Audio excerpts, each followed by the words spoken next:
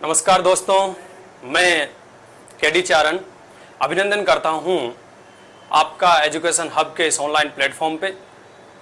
मुझे बहुत ही खुशी हो रही है ये बताते हुए कि आपका स्नेह और प्यार मुझे लगातार मिल रहा है और इसी आशा के साथ मैं आज के टॉपिक की शुरुआत करने जा रहा हूं। आपका स्नेह और प्यार मेरे साथ बना रहे। कल का अपना टॉपिक था पदार्थ या द्रव्य, अपन उसको कह सकते हैं। पदार्थ व द्रव्य की अपन बात कर रहे थे। क्या द्रव्य होता है और क्या पदार्थ होता है।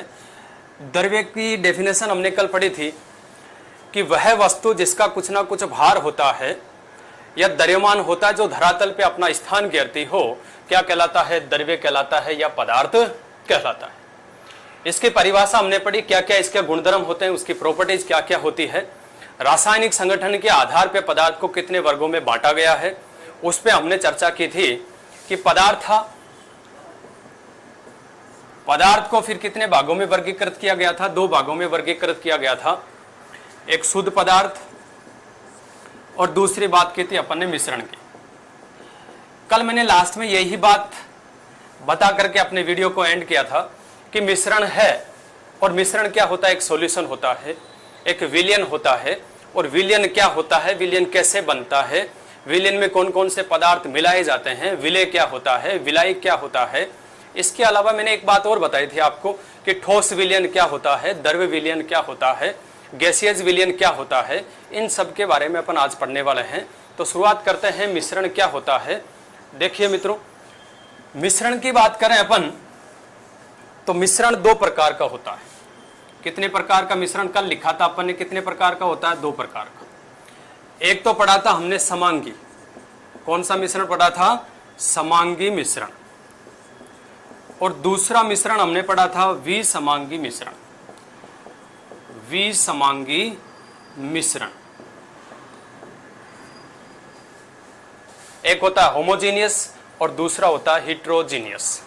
तो होमोजीनियस क्या होता है और हिट्रोजीनियस क्या होता है, इन दोनों के बारे में अपने को आज पढ़ना है। कल इनकी बेसिक बातें मैंने आपको बता दी थी कि समांगी मिश्रण क्या होता है, जिसकी सभी प्रावस्थाएं आपस में डिजोल्व हो, यानी अवयवीकरण आपस में कंप्लीटली मिले हुए हो, तो वो कौन सा सॉल्यूशन होता है? समांगी मिश्रण। यानी होमोजीनियस मिश्रण, जिनकी प्रावस्थाएं एक समान हो, जिनको अपन साधारण विधि के द्वारा पृथक पृथक नहीं कर सकते हैं, वो सारे मिश्रण कैसे होते हैं? समांगी। अपन कह सकते हैं कि समांगी मिश्रण एक प्रकार का क्या होता है? विलयन होता है। क्या होता है भैया? विलयन होता है, सॉल्यूशन होता है, एक प्रकार का विलयन होता है। और ये विलयन फिर कितने प्रकार के आपको बताए गए हैं? 3 प्रकार के सॉल्यूशन है, जो अपने को इस चार्ट के माध्यम से अपने को पढ़ना है। पहला ठोस विलयन, ठोस विलयन, सॉलिड विलयन। दूसरा बात करते हैं अपन द्रव विलयन, द्रव विलयन, लिक्विड सॉल्यूशन। और तीसरी यदि बात करें तो क्या होगा? गैसीय या गैसीय विलयन, गैस विलयन। ये 3 प्रकार के मिश्रण होते हैं, यानी 3 प्रकार के क्या होते हैं? विलयन होते हैं। इन तीनों के बारे में अपने को पढ़ना है। क्या होता है ठोस विलयन, क्या होता है द्रव विलयन, और क्या होता है गैसीय विलयन। ठीक बात है सर जी, ठोस कोई विलयन होता है? हाँ बिल्कुल, सुनने में अपने को लग रहा है कि ठोस विलयन, विलयन का मतलब कोई लिक्विड नहीं होता है। विलयन का मतलब होता है 2 या 2 से अधिक पदार्थ आपस में मिलके और विलयन का निर्माण करते हैं। इसमें ठोस भी हो सकता है, द्रव भी हो सकता है, और गैसीय अवस्था में भी पाया जाता है। इन तीनों को अपन डिफाइन करेंगे अलग अलग क्या होता है। इससे पहले मैं बताता हूँ विसमांगी मिश्रण है, ये भी कितने प्रकार के होते हैं जी? 2 प्रकार के। अपन थोड़ी सी डिटेल में बात करेंगे, बहुत ही इंपॉर्टेंट टॉपिक है। इससे रिलेटेड सवाल कई एग्जाम में पूछा गया है। प्लस विसमांगी जो मिश्रण होता है, इससे संबंधित इसका प्रकार एक कोलाइडी विलयन होता है, दूसरा निलंबन विलयन होता है। कोलाइडल क्या होता है, उसमें कौन कौन से पदार्थ अपन शामिल कर सकते हैं, ये इससे रिलेटेड सवाल बनता है। तो पहला बात करते हैं कोलाइडी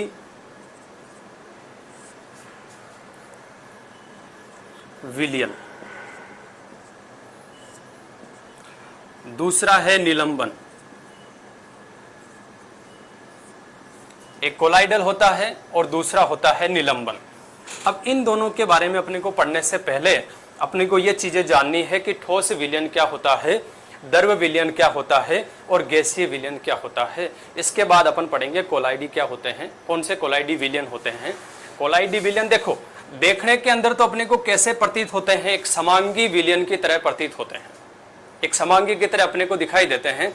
जैसे कि एनवायरमेंट है, इस एनवायरमेंट के अंदर धूल मिट्टी के कण भी है, गैसेज भी पाई जाती है, लेकिन अपन बात करें कि ये विलयन कैसा है, तो ये विलयन कैसा होता है, कोलाइडी विलयन होता है। आपने सुना होगा टिंडल प्रभाव के बारे में। टिंडल प्रभाव क्या होता है, किस कारण प्रदर्शित करता है, क्योंकि उस एनवायरमेंट में धूल मिट्टी के कण होते हैं जो प्रकाश की किरणों के कारण प्रकीर्णित होते हैं और अपने को एक लाइटिंग के रूप में वो दिखाई देते हैं, वही प्रभाव क्या, टिंडल प्रभाव। तो टिंडल प्रभाव एक कोलाइडी विलयन है, वो प्रकट करते हैं। तो कोलाइडी विलयन कौन से होते हैं, इसके उदाहरण वगैरह अपन इस टॉपिक के अंतर्गत पढ़ेंगे। इससे पहले अपन बात करते हैं कि ठोस विलयन, द्रव विलयन और गैसीय विलयन। देखिए ठोस विलयन क्या होता है, पहले विलयन को समझो आप, विलयन बनता कैसे है, कैसे विलयन को बनाया जाता है, विलेय पदार्थ क्या होता है और विलायक पदार्थ क्या होता है। ये लिख दिया भैया आपने विलयन। विलयन किन के द्वारा मिलने से या किन से बनता है, एक तो विलेय पदार्थ के द्वारा प्लस विलायक। विलेय और विलायक मिलने से किसका निर्माण होता है, विलयन का निर्माण होता है। ठीक है, सॉल्यूशन, सॉल्वेंट, सॉल्यूट तथा सॉल्वेंट के द्वारा किसका निर्माण होता है, इस सॉल्यूशन का निर्माण होता है। अब विलेय पदार्थ क्या है, सिंपल सी भाषा में बात करते हैं, घुलने वाला क्या होता है, विलेय, घुलने वाला, और जो घोलने वाला होता है वो क्या होता है, विलायक होता है। यानी जो घोलने वाला होता है वो क्या होता है, विलायक होता है। अपन जो भी सॉल्यूशन बनाते हैं, जैसे कि ये पानी से भरा हुआ एक बीकर है, तो इस बीकर के अंदर क्या भरा हुआ है, पानी भरा हुआ है। ये पानी किसका कार्य कर रहा है, एक विलायक का कार्य कर रहा है। विलायक के रूप में ये कार्य करेगा कौन, पानी। ठीक है, सॉल्वेंट के रूप में कार्य करेगा। अब यदि इसमें अपन क्या मिला देते हैं, शक्कर मिला देते हैं, चीनी मिला देते हैं, तो ये चीनी किसका कार्य करेगी, विलेय पदार्थ का कार्य करेगी। किसका कार्य करेगी, विलेय पदार्थ का कार्य करती है। तो विलायक तो वो होता है जिसमें घोला जाता है और विलेय होता है जो घुलता है। ठीक बात है। इन दोनों के आधार पे अपन इसको डिफाइन करेंगे कि ठोस विलयन क्या होता है, गैसीय विलयन क्या होता है और द्रव विलयन क्या होता है। एक नंबर अपन बात करते हैं ठोस विलयन की। ठोस विलयन, ठोस विलयन नाम में आपको लग रहा है कि ठोस और विलयन, तो सीधा सा अपने को ध्यान क्या रखना है कि विलयन कैसा है, ठोस है। जिसकी मात्रा ज्यादा होती है वो क्या होता है, विलायक के रूप में कार्य करता है। इस ठोस के अंदर अपन अन्य गैस भी डिजोल्व कर सकते हैं, द्रव भी घोल सकते हैं और ठोस भी घोल सकते हैं। तो इस आधार पे ठोस विलयन है। इसमें विलेय पदार्थ देखो अलग अलग हो सकते हैं, लेकिन विलायक केवल क्या होगा, ठोस होगा, सॉलिड होगा। तो विलायक के रूप में कार्य कौन कर रहा है यहाँ पे, ठोस पदार्थ। लेकिन विलेय पदार्थ के रूप में कार्य कौन कर रहा है, ठोस में ठोस को अपन घोल सकते हैं। ठीक है। दूसरी बात करें, द्रव को अपन घोल सकते हैं। नंबर थर्ड, गैस को अपन घोल सकते हैं। तो ठोस को कितने प्रकार अपन बना सकते हैं, इसके 3 प्रकार के विलयन बना सकते हैं, यानी 3 प्रकार के विलेय पदार्थ इसमें अपन घोल सकते हैं। लेकिन विलयन कौन सा होगा, ठोस विलयन होगा। ठोस में यदि ठोस को मिलाते हैं, उदाहरण के रूप में समझो आप, जैसे सोना है, धातु है, धातु के अंदर अपन ने क्या मिला दिया, कॉपर धातु मिला दी। कौन सी धातु मिला दी, कॉपर मिला दी। ये भी क्या है, ठोस, और ये भी क्या है, ठोस। तो विलयन कैसा बन गया, एक ठोस विलयन बन गया। इसी प्रकार अपन ठोस के अंदर किसको मिला रहे हैं, द्रव को मिला रहे हैं, लिक्विड को मिला रहे हैं, तो वो सॉल्यूशन कैसा बन गया, ठोस विलयन बन गया। तीसरी बात करते हैं अपन कि इस ठोस पदार्थ के अंदर यदि अपन गैस को मिला रहे हैं, ठोस पदार्थ के अंदर किसको मिला रहे हैं, गैसीय अवस्था को मिला रहे हैं, तो वो सॉल्यूशन कैसा बनेगा, ठोस विलयन। अपन द्रव की बात करें, जैसे कि सोना है या प्लेटिनम है, प्लेटिनम में अपन ने क्या मिला दिया, पारा मिला दिया, और पारा किस अवस्था में, द्रवित अवस्था में मिला दिया। तो जो सॉल्यूशन बनेगा वो सॉल्यूशन कैसा बनेगा, ठोस विलयन का सॉल्यूशन बनता है। ठीक बात है। या कोई भी धातु है, मिल्क ऑफ मैग्नीशिया, जैसे मैग्नीशियम धातु है, इस पे अपन एल्कोहल मिक्स कर दिया या हाइड्रोजन गैस का प्रवाह कर दिया, तो ये कैसा विलयन बन गया, ठोस विलयन बन गया। अपन इन तीनों के उदाहरण आगे देखेंगे कोलाइडल के अंदर, एक एक एग्जाम्पल अपन उसमें समझेंगे। दूसरी बात करते हैं अपन द्रव विलयन। द्रव विलयन कैसे बनता है, नाम में आ रहा है द्रव, इसका मतलब विलायक के रूप में कौन कार्य कर रहा है, लिक्विड पार्ट, द्रव विलयन।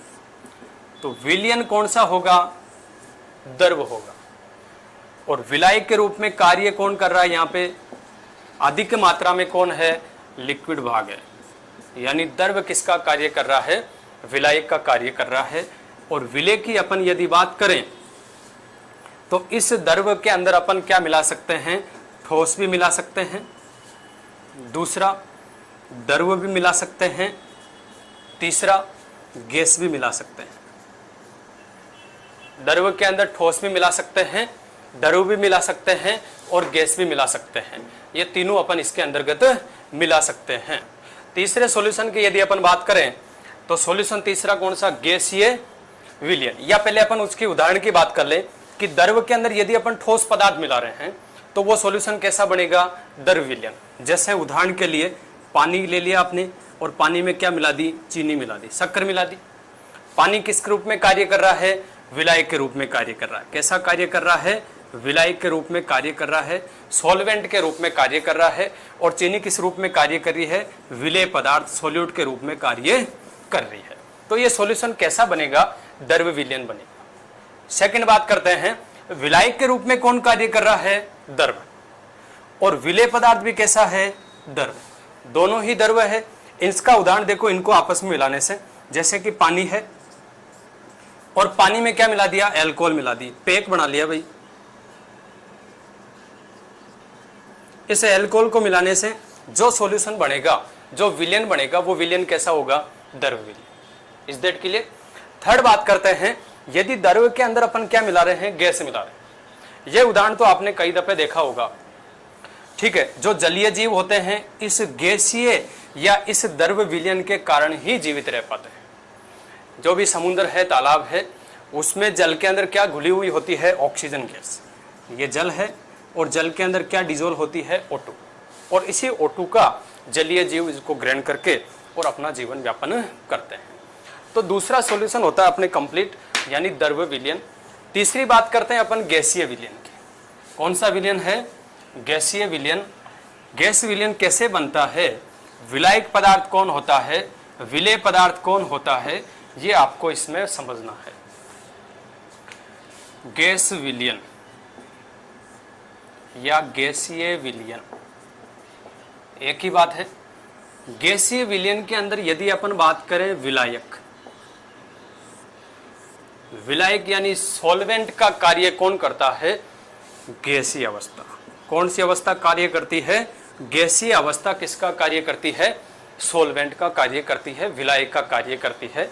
यदि इसके अंदर विलेय पदार्थ अपन यदि मिलाते हैं, ठोस, ठोस मिला सकते हैं। दूसरा, यदि इसमें मिलाते हैं अपन द्रव। तीसरा, यदि अपन इसमें मिलाते हैं गैस। इन तीनों के मिलने से सॉल्यूशन कैसा रहेगा, गैसीय विलयन रहेगा। क्यों, क्योंकि इसमें विलायक का कार्य कौन कर रहा है, गैस। विलायक का कार्य कौन कर रहा है, गैस कर रहा है। इसी वजह से यह सॉल्यूशन कैसा होगा, गैसीय विलयन होगा।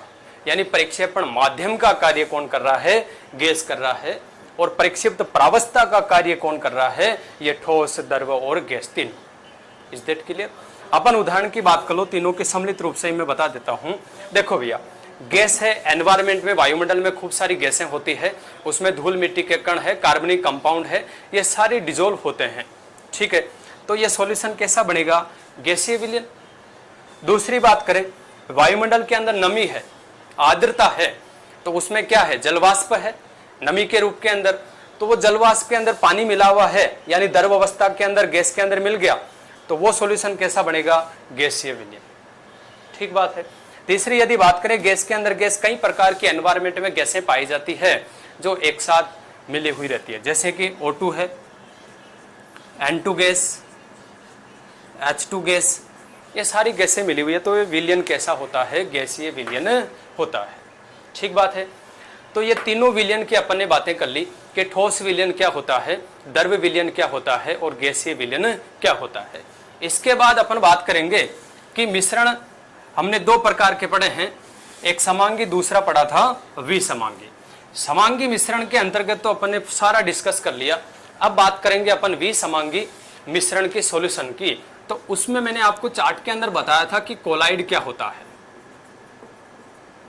कोलाइड क्या होता है, इसके बारे में अपन डेफिनेशन देंगे, क्या चीज होती है, क्या क्या इसके अंतर्गत शामिल है।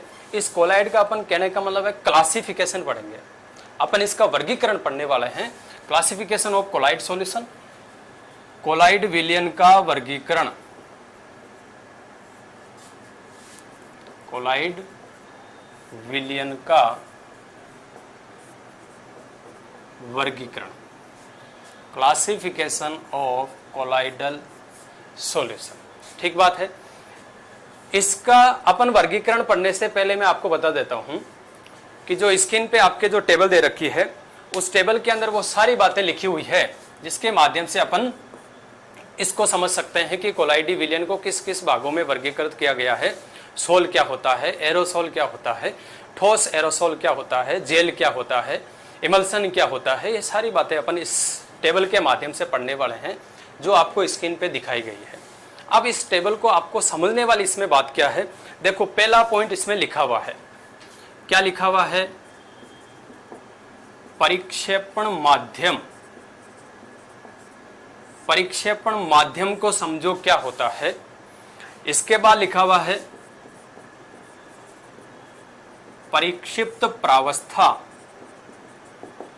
परिक्षेपण माध्यम क्या होता है और परिक्षिप्त प्रावस्था क्या होती है, इन दोनों चीज को समझ में आ जाएगा तो अपने को ये पूरी टेबल आसानी से समझ में आ जाएगी। बहुत ही इंपॉर्टेंट टेबल है। इसके सवाल अपन नेक्स्ट वीडियो में लेके आएंगे, जो कंपटीशन एग्जाम में पूछे गए हैं वो सवाल अपन इस पे सोल्व करेंगे नेक्स्ट वीडियो में। पहले आप इसको समझो। देखो परिक्षेपण माध्यम को आप ऐसे समझ लो, ये क्या है, विलायक है। क्या है, विलायक। और विलायक को मैंने आपको आसानी से समझा दिया है, विलायक यानी घोलने वाला, जिसकी मात्रा ज्यादा होती है, जिसमें अपन किसको घोलते हैं, विलेय पदार्थ। तो परिक्षेपण माध्यम का मतलब क्या होता है, विलायक। क्लियर। दूसरी बात करते हैं परिक्षिप्त प्रावस्था, और परिक्षिप्त प्रावस्था को अपन क्या कह सकते हैं, विलीय। ये विलेय है, सोल्यूट है, यानी इस परिक्षेपण माध्यम में किसको घोल रहे हैं अपन, परिक्षिप्त प्रावस्था को घोल रहे हैं। आया समझ में, ये चीज क्लियर हो गई। इसके बाद देखो नेक्स्ट थर्ड पॉइंट आपके लिखा रखा है मैंने कि कोलाइडी विलयन का स्वरूप, कि क्या इसके रूप को कहते हैं क्या अपन, एरोसोल क्या होता है, ठोस एरोसोल क्या होता है, इमल्सन क्या होता है, ठीक है, सोल क्या होता है, ये सारी बातें अपन इसके अंतर्गत डिस्कस करेंगे। ठीक बात है। तो कोलाइडल का स्वरूप, कोलाइड का स्वरूप इसमें बात कर लेंगे। इसके बाद लास्ट क्या है अपने पास, उदाहरण, इसका एग्जाम्पल।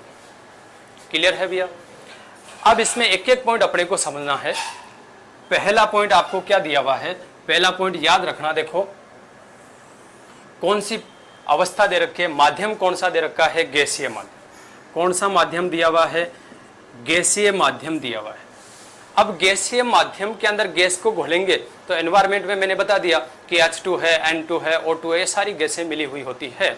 लेकिन यदि गैस के अंदर अपन कौन सा सॉल्यूशन मिला रहे हैं, विलेय पदार्थ यानी परिक्षिप्त प्रावस्था कौन सी है, ठोस। कौन सी है, ठोस अवस्था है। तो इसे क्या कहेंगे अपन, ठोस एरोसोल। ठोस एरोसोल कहेंगे। टेबल में ऊपर नीचे है, आप देख लेना, मैं उदाहरण बता दूंगा इसका। तो गैस के अंदर क्या मिला रहे अपन, ठोस मिला रहे। आप सिंपल सा उदाहरण लेके देखो कि वायुमंडल के अंदर धूल मिट्टी के कण होते हैं, कार्बनिक कंपाउंड होते हैं, तो ये क्या है, एक गैस के अंदर क्या मिक्स हो रहा है, ठोस पदार्थ मिक्स हो रहा है। इसका मतलब इसको अपन कहेंगे क्या, ठोस एरोसोल कहेंगे। उदाहरण देखो आपके लिखे हुए हैं टेबल के अंदर, धुआं, धूल और गोदुली वेला। ठीक है, नेक्स्ट बात करते हैं अपन, यदि गैसीय माध्यम के अंदर यानी प्रक्षेपण माध्यम में अपन क्या मिला रहे हैं, द्रव को मिला रहे हैं। किसको मिला रहे हैं, द्रव को मिला रहे हैं।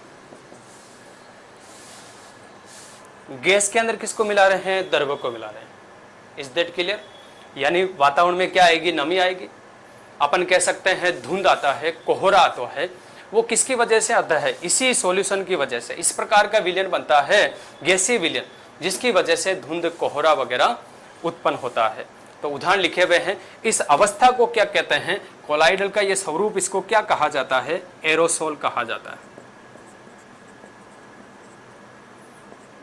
एरोसोल कहा जाता है। ठीक बात है। उदाहरण लिखे हुए हैं टेबल के अंदर, सारे दिखाए हुए हैं कौन कौन से बादल बनते हैं, वो किसकी वजह से बनते हैं, इस गैस के अंदर क्या भरा हुआ है, द्रव अवस्था। Is that clear? कोहरा है, ये सारे इसके अंतर्गत शामिल है। नेक्स्ट बात करते हैं सेकंड, यदि प्रक्षेपण माध्यम के अंदर अपने को क्या दिया हुआ है, प्रक्षेपण माध्यम में यदि द्रव दिया हुआ है, आप स्लाइड को देख सकते हो, द्रव यदि क्या है, प्रक्षेपण माध्यम।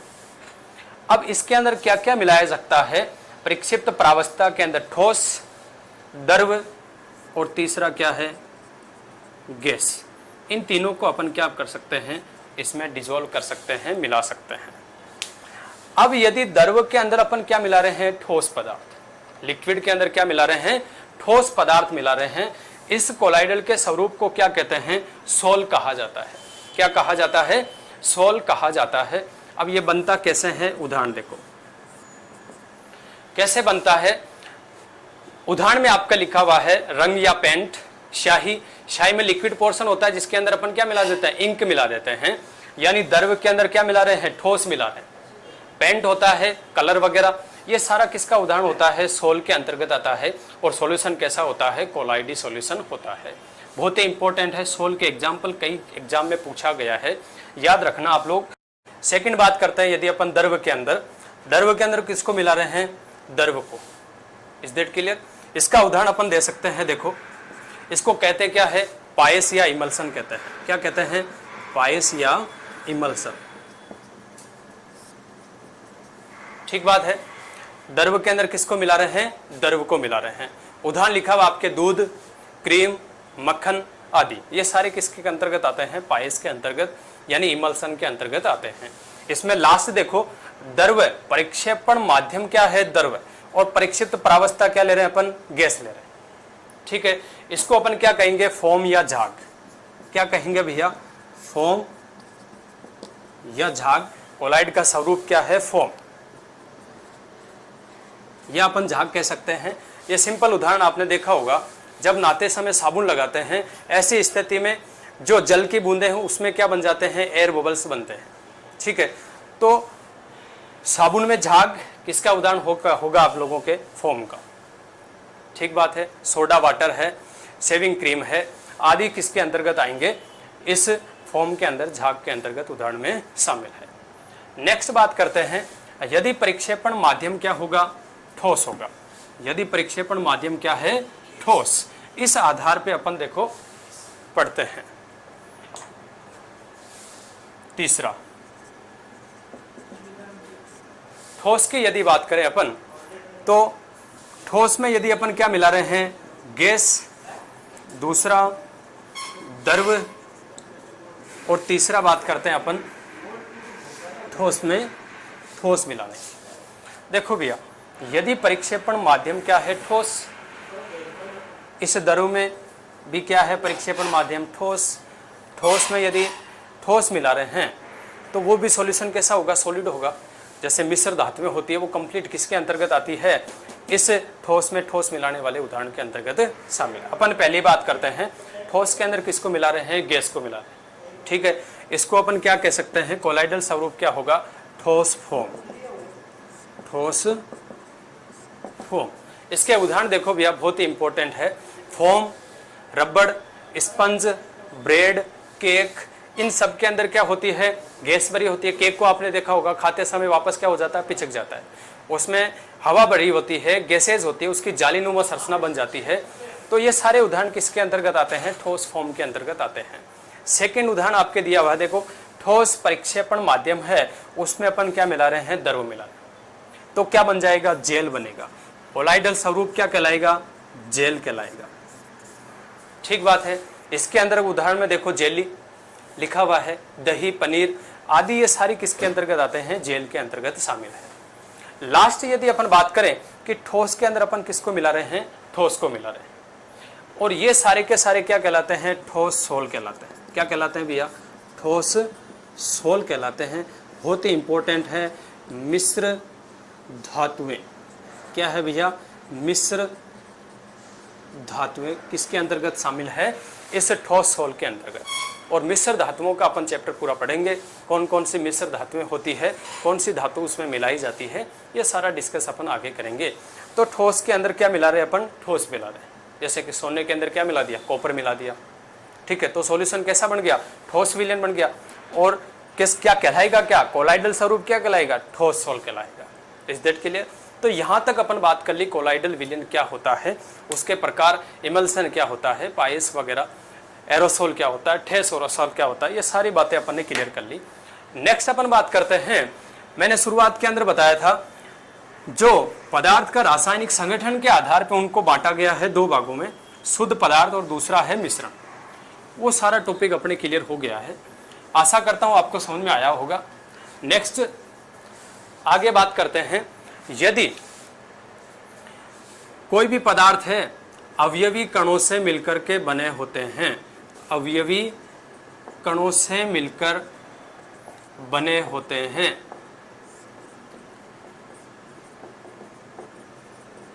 अब ये अवयवी कण है, ये क्या हो सकते हैं, परमाणु हो सकते हैं, अणु हो सकते हैं, या आयन हो सकते हैं। ठीक बात है। इन परमाणुओं के मध्य क्या पाया जाता है, अंतर आणविक बल, अंतरा आणविक बल या अंतर आणविक आकर्षण बल पाया जाता है, जिससे आपस में कण जुड़े हुए होते हैं। इस इंट्रामोलिकुलर फोर्स के आधार पे पदार्थ को फिर से कितने भागों में बांटा गया है, मुख्यतः 3 भागों में। बाकी भौतिक अवस्था के आधार पे पदार्थ कितने प्रकार का होता है, 5 प्रकार का होता है। वो अपन 5 प्रकार अब पढ़ने वाले हैं इस टॉपिक के अंतर्गत। देखिएगा भैया, पहले बात करते हैं कि पदार्थ को भौतिक अवस्था में या वर्गीकृत करते हैं अपन भौतिक अवस्था के आधार पर, भौतिक अवस्था के आधार पर पदार्थ का वर्गीकरण, पदार्थ का वर्गीकरण, भौतिक अवस्था के आधार पर पदार्थ का वर्गीकरण कैसे किया गया है, ये अपने को समझना है। ये मैंने बता दिया किस आधार पे किया गया है। पदार्थों के मध्य जो भी परमाणु है, अणु है, आयन है, या कह सकते हैं अवयवी कण, अवयवी कण। इन अवयवी कणों के मध्य क्या पाया जाता है, के मध्य अंतरा आणविक बल पाया जाता है। क्या पाया जाता है, अंतरा आणविक बल। और इसी अंतरा आणविक बल के आधार पर, इस अंतरा आणविक बल के आधार पे पदार्थ को कितने भागों में बांटा गया है, 5 भागों में बांटा गया है। ठीक है। लेकिन मुख्य रूप से आपको पूछे कि अंतराण्विक बल के आधार पर पदार्थ को भौतिक अवस्था में कितने भागों में बांटा गया है, तो 3 भाग सबको याद है, ठोस, द्रव और गैस।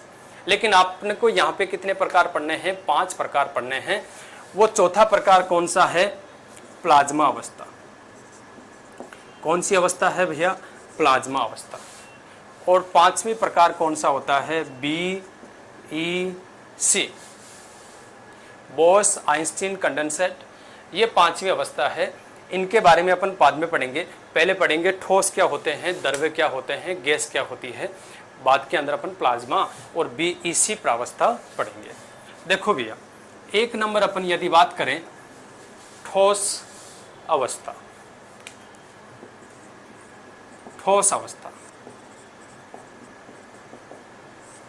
तो पदार्थ की टोटल अवस्था पूछे, कुल कितनी अवस्था है, कुल अवस्था तो कितनी है भैया, 5।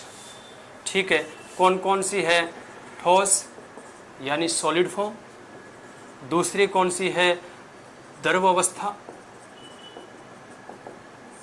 मैंने टॉपिक स्टार्ट किया था, उसमें लिखा था पदार्थ या फिर द्रव्य। ये द्रव्य क्या है, पदार्थ ही है, लेकिन यहाँ पे जो द्रव्य लिखा है वो क्या है, इस पदार्थ की ही या इस द्रव्य की क्या है, भौतिक अवस्था है। Is that clear. तीसरा पॉइंट इसके अंदर यानी गैस विलयन या गैसीय अवस्था। ठीक है, और चौथी अवस्था मैंने बताई कौन सी है, प्लाज्मा। ठीक है, यानी गैसीय कणों को और अधिक टेम्परेचर देंगे अपन तो अंत में जो अवस्था प्राप्त होती है वो अवस्था कौन सी कहलाती है, प्लाज्मा अवस्था कहलाती है। ठीक है भैया, लास्ट 5वीं अवस्था कौन सी है, BEC। अब यदि किसी गैसीय कण को टेम्परेचर इतना दे रहे हैं तो कौन सी अवस्था प्राप्त हो रही है, प्लाज्मा। यदि टेम्परेचर को अपन डिक्रीज करें यानी -273 डिग्री सेंटीग्रेड ताप तक कम करें ताप को, तो अवस्था कौन सी प्राप्त होती है, BEC। इसकी बातें करेंगे अपन लास्ट में। अब ये बात स्टार्ट करते हैं अपन ठोस अवस्था की। देखो भैया, ठोस अवस्था के क्या क्या गुण होते हैं, क्या क्या इसकी प्रॉपर्टीज होती है, वो अपने को पढ़नी है। पहला पॉइंट तो क्या याद रखना है कि ठोस पदार्थों के अंदर अवयवी कण बहुत ही पास पास होते हैं। पहला पॉइंट क्या लिखेंगे कि अवयवी कण बहुत पास पास होते हैं। अवयवी कण पास पास होते हैं। ठीक है जी। सेकंड पॉइंट की बात करें कि अवयवी कणों के मध्य जो इंट्रामोलिकुलर फोर्स है, अंतराण्विक बल, वो अंतराण्विक बल क्या होता है, उच्चतम होता है। आया समझ में, अंतराण्विक बल उच्चतम होता है। अपन लिख सकते हैं अवयवी कणों के मध्य अंतराण्विक बल, इंट्रामोलिकुलर फोर्स, अंतराण्विक बल है जो क्या होता है, उच्च होता है। अंतराण्विक बल क्या होता है, उच्चतम होता है, जिसके कारण अवयवी कण आपस में जुड़े हुए होते हैं। ठीक बात है। ठोस अवस्था में पदार्थ किस रूप में रहता है, कठोर होता है।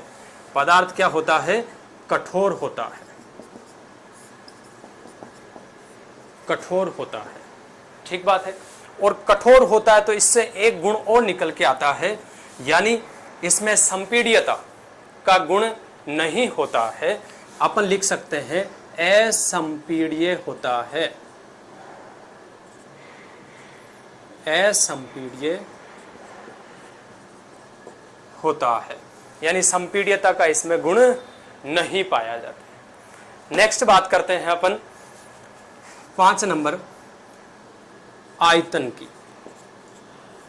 सब लोग को पता है आयतन क्या होता है, ठोस पदार्थों का निश्चित होता है। आयतन क्या होता है, निश्चित होता है। ठीक बात है। लास्ट नेक्स्ट पॉइंट बात करते हैं अपन, आकार। आयतन निश्चित होता है ठोसों का, और आकार भी क्या होता है, निश्चित होता है। आकार भी क्या होता है, निश्चित होता है। एक सवाल पूछता हूं मैं आपको, यदि ठोस पदार्थों का आपको पूछे घनत्व, कि ठोस पदार्थों का घनत्व होता है, तो क्या कहोगे, निश्चित होता है या अनिश्चित होता है।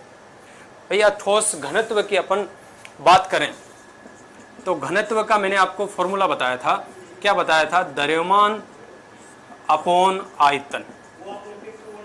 द्रव्यमान अपॉन क्या होता है, आयतन। अब आयतन ठोस पदार्थों का क्या होता है, निश्चित होता है। अतः अपन कह सकते हैं कि ठोस पदार्थों का घनत्व है वो क्या होता है भैया, निश्चित होता है। तो घनत्व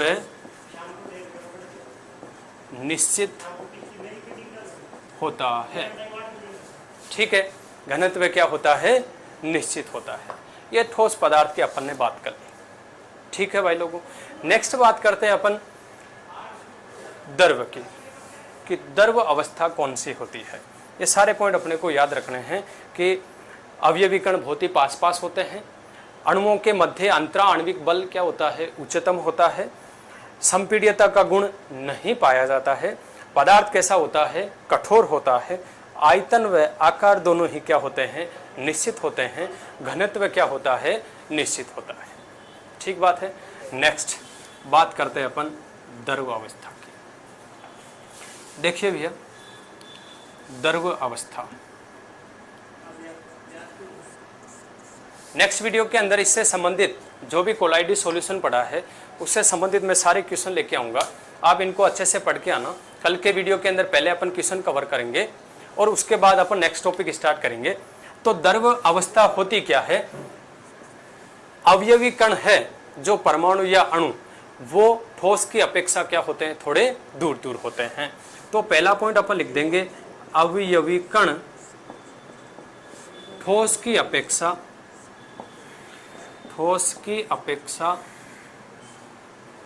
दूर दूर होते हैं, ठोस की अपेक्षा दूर दूर होते हैं।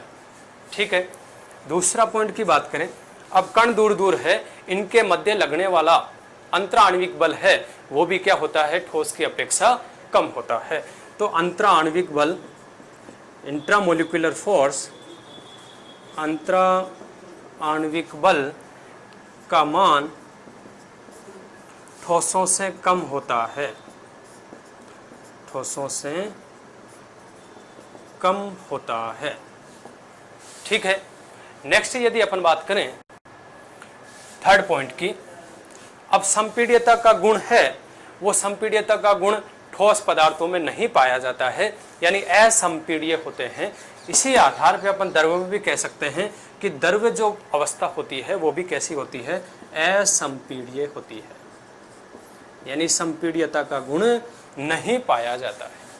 ठीक है, बात करते हैं अपन आयतन की।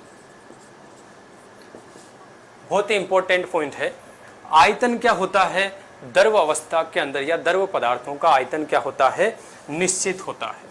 आयतन क्या होता है, निश्चित होता है। लेकिन मित्रों याद रखना, द्रव अवस्था के अंदर जो आकार की यदि बात करें तो आकार क्या होता है भैया, अनिश्चित होता है। आकार क्या होता है, अनिश्चित होता है, आकार निश्चित नहीं होता है। ठीक बात है।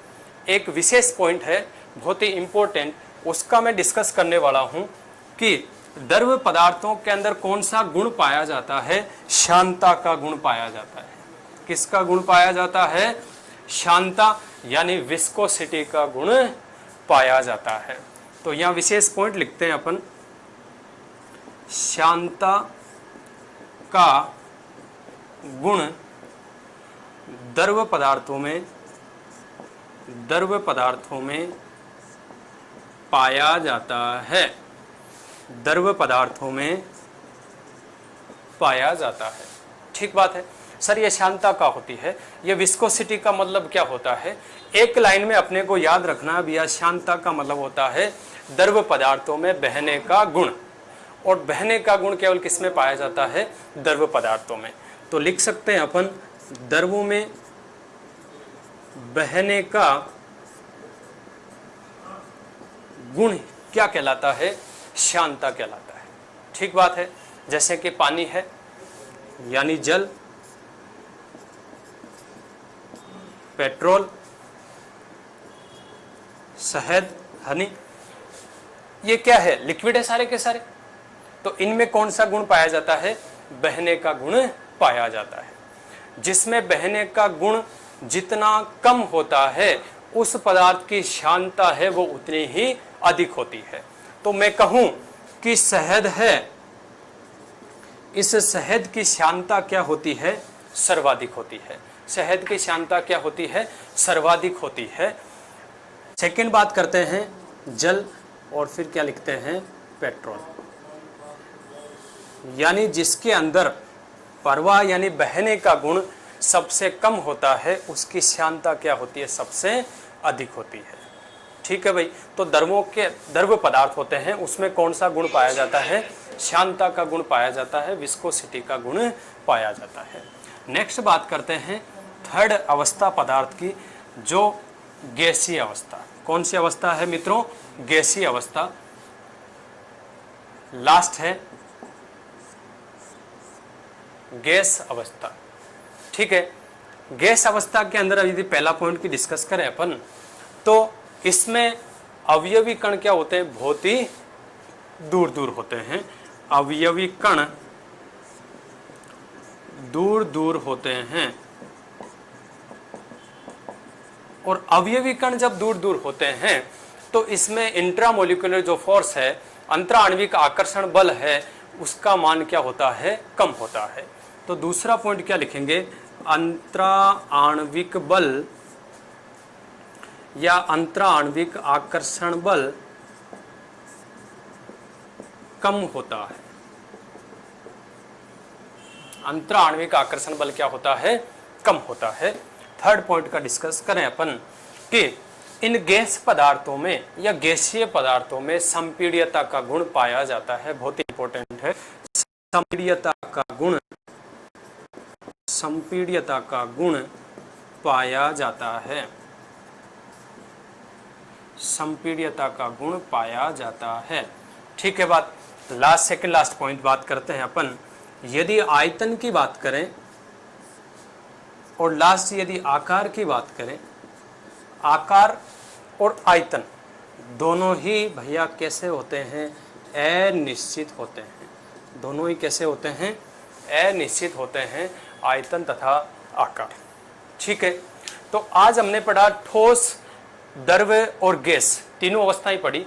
दो अवस्थाएं हैं वो आज के वीडियो में नहीं, कल के वीडियो में अपन डिस्कस करेंगे। इससे रिलेटेड क्वेश्चन भी डिस्कस करेंगे कि कौन से क्वेश्चन एग्जाम में पूछे गए हैं, और एग्जाम की दृष्टि से जो महत्वपूर्ण सवाल है वो भी मैं कल के वीडियो में लेके आऊँगा। तो आज के लिए इतना ही, तो मिलते हैं नेक्स्ट वीडियो के साथ। तब तक पढ़ते रहिएगा, हंसते रहिएगा, मुस्कुराते रहिएगा। जय हिंद, जय भारत।